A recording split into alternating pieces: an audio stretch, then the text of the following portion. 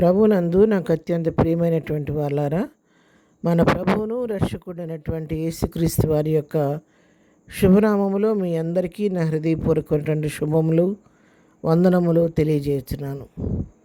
ఉదయకాల సమయంలో దేవుని వాక్యాన్ని ధ్యానం చేసుకుందాము. ఈరోజు వాక్య ధ్యానము కొరకు మనం తీసుకున్నటువంటి లేఖన భాగము హెబ్రీయులకు రాసిన పత్రిక 10వ అధ్యాయం 35వ వచనం చదువుకుందాం. కాబట్టి మీ ధైర్యమును విడిచిపెట్టకుడి, దానికి ప్రతిఫలముగా గొప్ప బహుమానము కలుగును. ఆమెన్. దేవుని నామమునకు మహిమ కలుగునుగాక.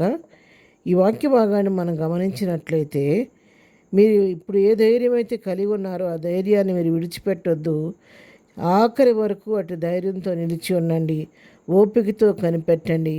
దానికి తప్పకుండా ప్రతిఫలముగా మీకు గొప్ప బహుమానం మీకు అనుగ్రహించబడుద్ది అని చెప్పి ఇక్కడ దేవుని వాక్యం సెలవిస్తూ ఉంది. అసలు వీళ్ళు ఏం చేశారు, వీళ్ళు ఎందుకు వీళ్ళ గురించి మాట రాయబడింది అనే విషయాలు మనం తెలుసుకోవాలంటే పై వచనాలు కొంచెం చదవాలి. 32 నుంచి చదువుకుందాం. అయితే మీరు వెలిగింపబడిన మీదట శ్రమలతో కూడిన గొప్ప పోరాటము సహించిన పూర్వపు దినములో జ్ఞాపకం తెచ్చుకొనుడి. చూసారా, వాళ్ళు చీకట్లో నుంచి వెలుగులోనికి దాటించబడిన తర్వాత, మరి మరణంలో నుంచి జీవంలోనికి దాటించబడి దేవుని బిడ్డలుగా దేవుని సొత్తుగా అంగీకరించబడిన తర్వాత వారు శ్రమలతో కూడిన గొప్ప పోరాటం సహించారంట. సహించినందువల్ల ఆ పూర్వపు దినాలు మీరు జ్ఞాపకం తెచ్చుకోండి. మరి ఇంకా ఒక విధంగా చూస్తే మీరు నిందలను బాధలను అనుభవించుట చేత 10 మందిలో ఆరడపడితిరి. మరి ఒక విధంగా చూస్తే వాటిని అనుభవించిన వారిలో పాలివారైతరి. చూసారా, ఇక్కడ మీరు ఒక విధంగా చూస్తే మరి అనేక నిందలు, అవమానాలు, బాధలు అనుభవించడం చేత 10 మందిలో మీరు ఎంతో ఆరడిపడిపోయారు, అవమానపరచబడ్డారు.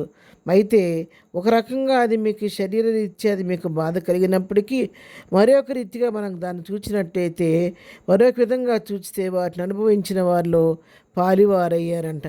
ఎవరైతే మనకు ఉన్నటువంటి ప్రవక్తలు, మనకున్నటువంటి భక్తులు ఎవరైతే శ్రమ అనుభవించి ప్రభు కొరకు నిలబడినటువంటి వారిలో మీరు సమానులయ్యారు, వారితో పాటు మీరు కూడా పాలుభాగస్తులయ్యారని చెప్పి సత్యాన్ని ఇక్కడ తెలియజేస్తున్నారు. అందుకే అంటున్నాడు, ఎలాగనగా మీరు ఖైదులో ఉన్న వారిని కరుణించి మీకు మరి శ్రేష్టమైనది స్థిరమైనదైన స్వాస్థ్యమునదని ఎరిగి మీ ఆస్తి కోల్పోటకు సంతోషముగా ఒప్పుకుంటారు. ఇంకేం చేశారో తెలుసా, మీరు ఖైదులో ఉన్నవారిని, ప్రభు కొరకు హింసించబడి ఖైదులో ఉన్నవారిని కరుణించారంట.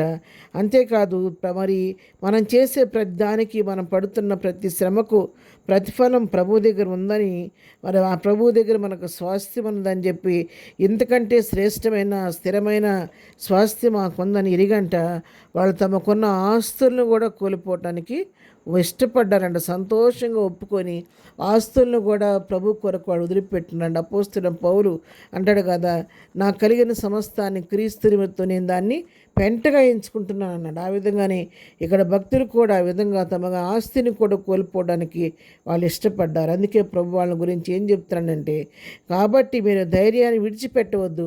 మీరు ఇంతవరకు వెలిగింపబడిన దగ్గర నుంచి మీరు నా కొరకు పడిన శ్రమలు కానీ, నిందలు కానీ, అవమానాలు కానీ నేను అన్నీ గమనిస్తూనే వస్తున్నాను. మీరు ఇతరులను ఖైదులున్న వారిని ఎట్లా కరుణించారో నేను చూస్తున్నాను. మరి శ్రేష్టమైన స్వాస్థ్యం కొరకు మీకున్న ఆస్తులను సైతం ఎలా కోల్పోవడానికి ఇష్టపడ్డారని చూస్తున్నాను. ఈ ధైర్యాన్ని మీరు తుదముట్ట కొనసాగించండి, విడిచిపెట్టొద్దు ధైర్యాన్ని. దానికి ప్రతిఫలంగా గొప్ప బహుమానం మీకు ఇస్తానని భక్తుడి వేళతో తెలియజేస్తున్నాను. కాబట్టి పవన్ ప్రియులారా, ఎవరైతే ఆ విధంగా ప్రభు కొరకు నిలబడతారో వారికి ఆయన మనం పడిన శ్రమలకు ప్రతిఫలంగా అనేక రెట్ల ఆశీర్వాదం, దీవెన, ప్రతిఫలం ఇచ్చే దేవుడై ఉన్నాడు. ఉదయకాల వాక్యం వింటున్నాను, నీతో నాతో ప్రభు మాట్లాడుతున్నాడు. మనం ఎలాంటి పరిస్థితుల నుంచి వస్తున్నామో మరి మనకు తెలుసు. ఎటువంటి నిందలు మనం పడుతున్నామో, అవమానాలను చూచినప్పుడు కూడా ఒక దినాన మనం నష్టపోయిన దానికి అన్నిటికీ ప్రతిఫలంగా గొప్పగా బహుమానం ప్రభు మనకిస్తాడు. నమ్మి విశ్వాసంతో ప్రభు వైపు చూస్తూ ముందుకు సాగిపోదాం. ప్రార్థన. ప్రేమగలిగిన తండ్రి, పరిశుద్ధురాని మీకు వందనాలు. ఉదయకాలం మాకు ఇచ్చిన శ్రేష్టమైన వాక్య భాగాన్ని బట్టి నీకు వందనాలు.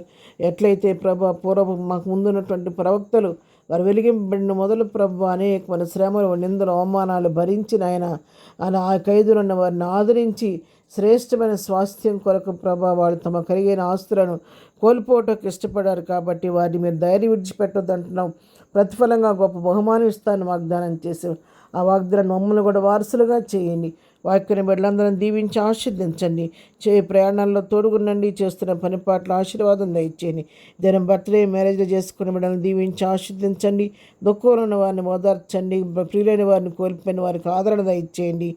బలహీనలు బలపరచమని ఉదయకాల దీవులతో నింపి నడిపించమని యేసునామములో ప్రార్థించి అడిగి పొందుకొని ఉన్నాము తండ్రి.